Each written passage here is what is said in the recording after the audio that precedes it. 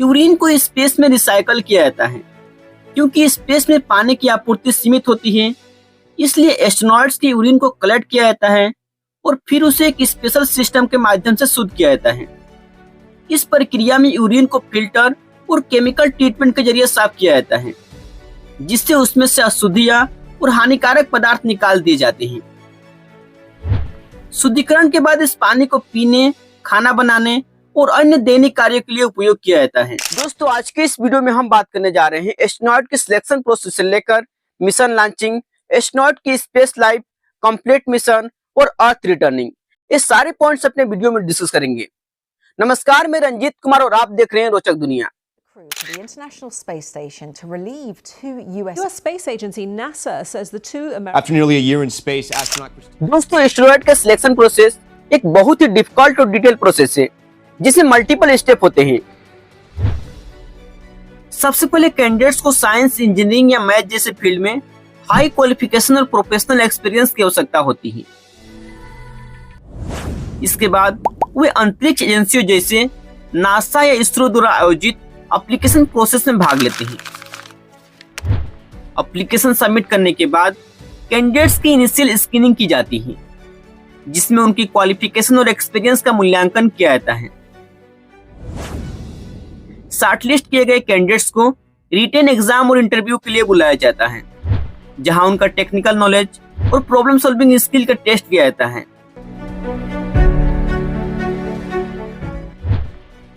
इसके बाद कैंडिडेट्स को कठिन फिजिकल और मेंटल टेस्ट से गुजरना पड़ता है, जिसमें उनकी शारीरिक सहन शक्ति, दृष्टि, सुनने की क्षमता और मानसिक स्थिरता की जांच की जाती है।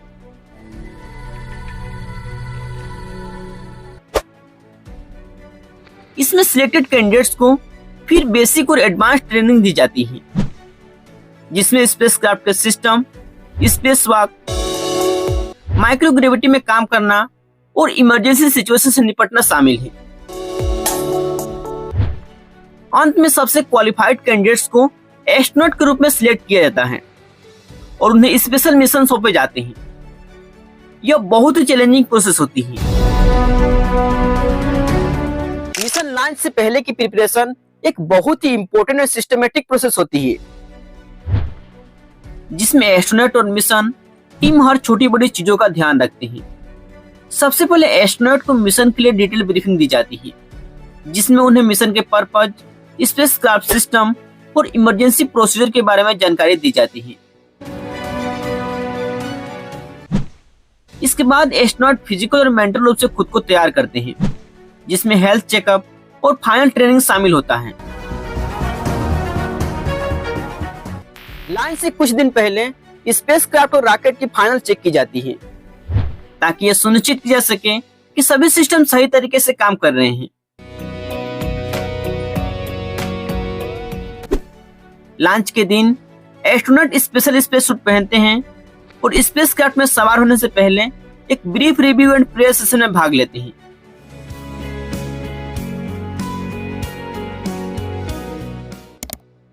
इसके बाद वे स्पेसक्राफ्ट में सवार होते हैं और लॉन्च से पहले सभी सिस्टम की अंतिम बार जांच की जाती है। यह प्रक्रिया बहुत ही केयरफुली और सिस्टमेटिकली बेस से की जाती है, ताकि मिशन सक्सेसफुली स्टार्ट हो सके। मिशन लॉन्च स्पेस मिशन का एक महत्वपूर्ण स्टेज होता है। इसमें स्पेसक्राफ्ट को एक शक्तिशाली रॉकेट के सहारे पृथ्वी के गुरुत्वाकर्षण से बाहर भेजा जाता है। लॉन्च के दौरान रॉकेट अपने इंजन को जलाकर अत्यधिक गति पैदा करता है, जिससे पृथ्वी के एटमॉस्फेयर को पार करके अंतरिक्ष में पहुंचता है।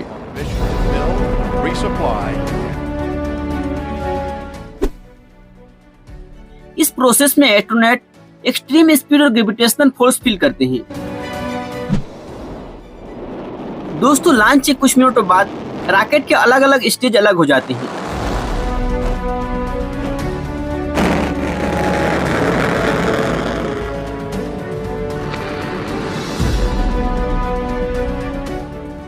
और स्पेसक्राफ्ट फाइनली पृथ्वी के ऑर्बिट में स्थापित हो जाता है।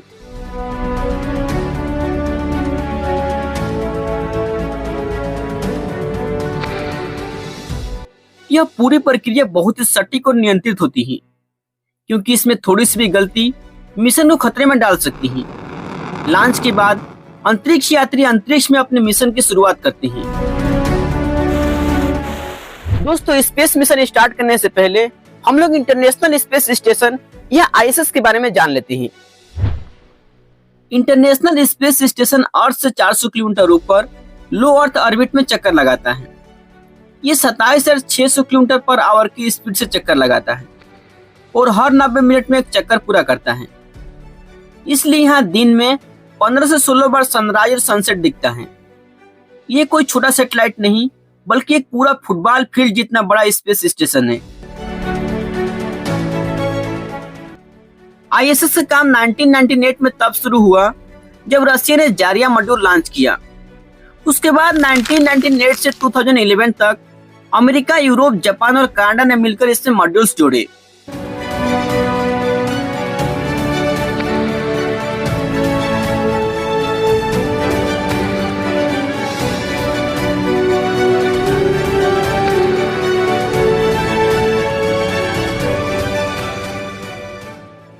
2011 में इसका स्ट्रक्चर पूरा हुआ जब अटलांटिस ने आखिरी बड़ा पार्ट लगाया।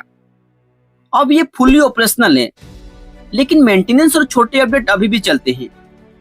इसमें थोड़ा थोड़ा जुटते हुए ये 420 टन का जेट बन गया। इसमें सोलर पैनल से बिजली आती है जो 84 किलोवाट तक पावर देता है। यहाँ 6 से 7 एस्ट्रोनॉट 6 महीने के लिए रहते हैं जो साइंस एक्सपेरिमेंट करते हैं। इसको बनाने में $150 बिलियन लगे। जी हाँ, इतना पैसा। ये इंसान का सबसे महंगा प्रोजेक्ट है, लेकिन इससे हम स्पेस ट्रेवल और साइंस में आगे बढ़ रहे हैं। अब आपके मन में सवाल उठ रहा होगा कि अंतरिक्ष में जाने में कितना समय लगता है। अंतरिक्ष में जाने में लगने वाला समय यह निर्भर करता है कि अंतरिक्ष यात्री कहाँ जा रहे हैं। सबसे common destination international space station है। यहाँ तक पहुँचने में 6 से 8 घंटा लगता है। यह समय रॉकेट की स्पीड, स्पेसक्राफ्ट के साइज और ऑर्बिट में स्थापित होने की प्रक्रिया पर निर्भर करता है। हालांकि चंद्रमा और मंगल जैसे लॉन्ग डिस्टेंस डेस्टिनेशन तक पहुंचने में काफी समय लगता है। चंद्रमा तक पहुंचने में लगभग 3 दिन लगते हैं। वहीं मार्स तक पहुंचने में 6 से 8 महीने लग सकते हैं। यह स्पेसक्राफ्ट की स्पीड और प्लेनेट की पोजीशन पर निर्भर करता है। अंतरिक्ष यात्रा का समय स्पेसक्राफ्ट की स्पीड, टेक्नोलॉजी और डेस्टिनेशन की दूरी के आधार पर अलग अलग हो सकता है। हाल ही में अंतरिक्ष यात्री सुनीता विलियम्स और बुच विल्मोर 18 मार्च मंगलवार शाम को पृथ्वी पर लौटे हैं, जो दोनों 9 महीने से अधिक समय से इंटरनेशनल स्पेस स्टेशन में फंसे हुए थे। इनको पृथ्वी पर आने में महज 6 से 8 घंटे लगे होंगे।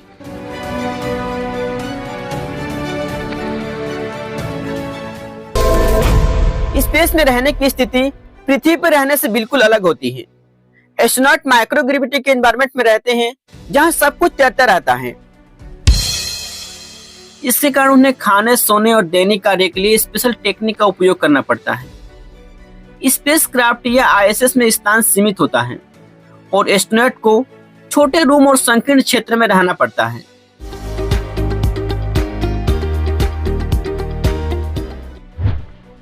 स्पेस में रहने के दौरान एस्ट्रोनॉट को फिजिकली और मेंटली चैलेंजेस का सामना करना पड़ता है, जैसे मांसपेशियों और हड्डियों का कमजोर होना,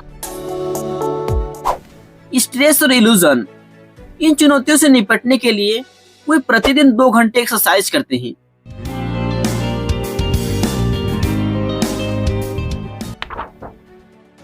एक्सरसाइज के लिए विशेष इक्विपमेंट का यूज किया जाता है, जैसे ट्रेडमिल, साइकिल और रेजिस्टेंस जैसे मशीनें।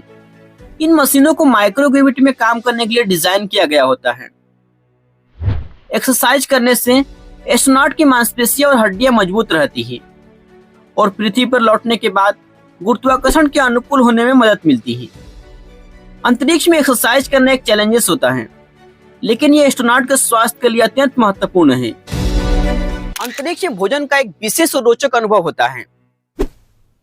एस्ट्रोनॉट्स का भोजन विशेष रूप से पैक किया जाता है ताकि माइक्रोग्रेविटी में खराब ना हो और आसानी से खाया जा सके। इनमें डिब्बे बंद सूखे या फ्रीज ड्राइड फूड इंग्रेडिएंट शामिल होता है, जिन्हें आसानी से पानी या गर्म करके तैयार किया जा सकता है। अंतरिक्ष यात्री चम्मच या कांटे का उपयोग करते हैं। खाना प्लेट से न गिरे इसलिए इसे अक्सर चिपकने वाले पैड पर रखा जाता है। तरल पदार्थ जैसे पानी या जूस इस तरह से पीने होते हैं ताकि वो तैरते न रहे। भोजन के दौरान अंतरिक्ष यात्रियों को सावधानी बरतनी पड़ती है ताकि खाने का टुकड़ा हवा में न तैरे और यान के सिस्टम को नुकसान न पहुंचाए। स्पेस में भोजन करना एक अनोखा अनुभव होता है जो पृथ्वी पर खाने से बिल्कुल अलग होता है। स्पेस में एस्ट्रोनॉट्स का अधिकांश समय साइंटिफिक एक्सपेरिमेंट और स्पेस क्राफ्ट के रख रखाव में बीतता है। वे विभिन्न प्रकार के साइंटिफिक एक्सपेरिमेंट करते हैं, जैसे बायोलॉजी, फिजिक्स, केमिस्ट्री और अर्थ ऑब्जर्वेशन, जो पृथ्वी पर जीवन को बेहतर बनाने में मदद करते हैं। इसके अलावा वो स्पेस क्राफ्ट या आईएसएस के सिस्टम का जांच और मरम्मत का भी काम करते हैं। कभी कभी एस्ट्रोनॉट्स को स्पेस वॉक करना पड़ता है, जिसमें वे स्पेस क्राफ्ट से बाहर रिपेयर या अपग्रेड का काम करते हैं।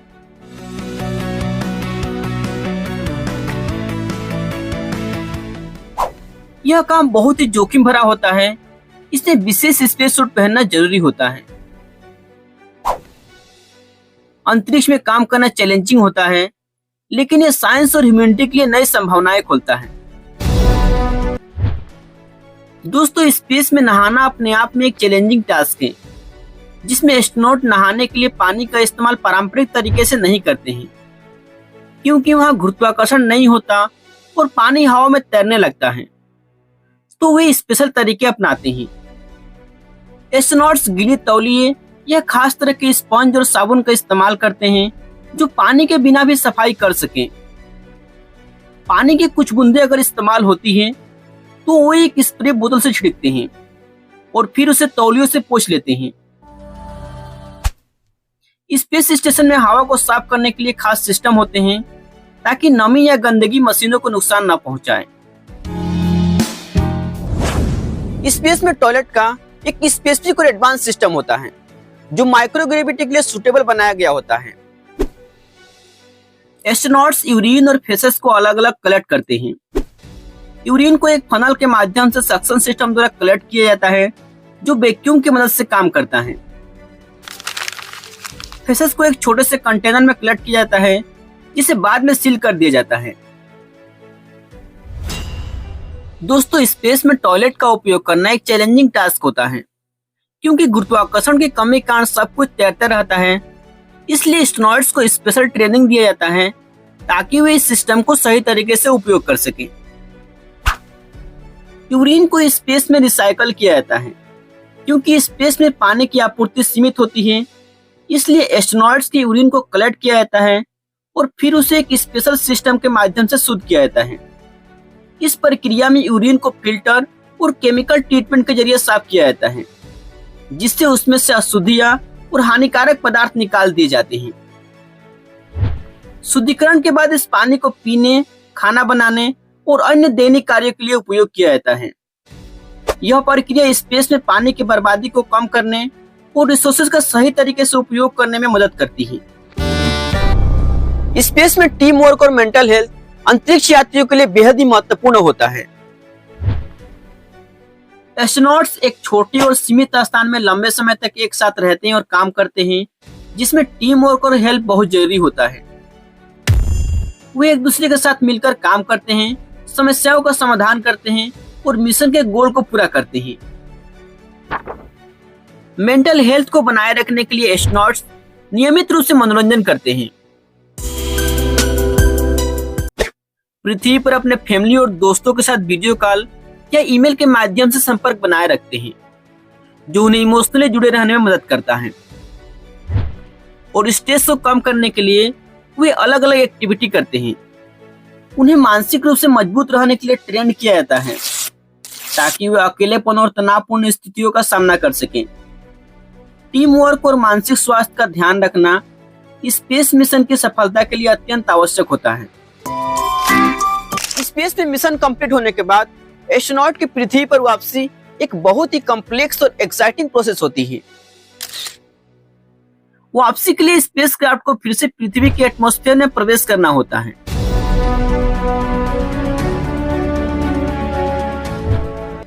जिस दौरान एक्सट्रीम स्पीड और फ्रिक्शन के कारण यह हीट हो जाता है। स्पेसक्राफ्ट को हीट शील्ड द्वारा सुरक्षित रखा जाता है ताकि यह हीट से डैमेज ना हो। पृथ्वी के एनवायरनमेंट में एंटर करने के बाद स्पेसक्राफ्ट की गति को धीमा करने के लिए पैराशूट खुलते हैं।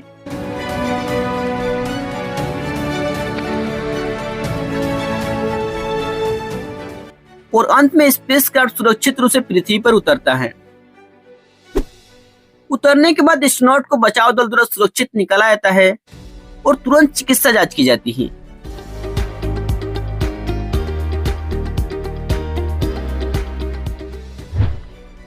पृथ्वी पर वापसी के बाद अंतरिक्ष यात्रियों को गुरुत्वाकर्षण के एडेप्टिव होने और फिजिकल और मेंटल हेल्थ को ठीक करने में समय लगता है। यह प्रक्रिया स्पेस मिशन का अंतिम और महत्वपूर्ण स्टेज होता है। आफ्टर मिशन एस्ट्रोनॉट्स की गहन चिकित्सा जांच और मूल्यांकन किया जाता है ताकि एस्ट्रोनॉट्स के शरीर और मन पर पड़े प्रभाव का अध्ययन किया जा सके। उन्हें पृथ्वी के गुरुत्वाकर्षण के अनुकूल होने और फिजिकल और मेंटल हेल्थ को ठीक करने के लिए समय दिया जाता है। इस दौरान वे मिशन के अनुभव और डेटा को साइंटिस्ट और इंजीनियर्स के साथ साझा करते हैं, जिससे भविष्य के मिशनों को और बेहतर बनाने में मदद मिलती है। मिशन के बाद यह प्रक्रिया अंतरिक्ष यात्रियों के लिए पुनर्वास और विश्राम का समय होता है। साथ ही यह साइंस और रिसर्च के लिए महत्वपूर्ण डाटा प्रदान करता है।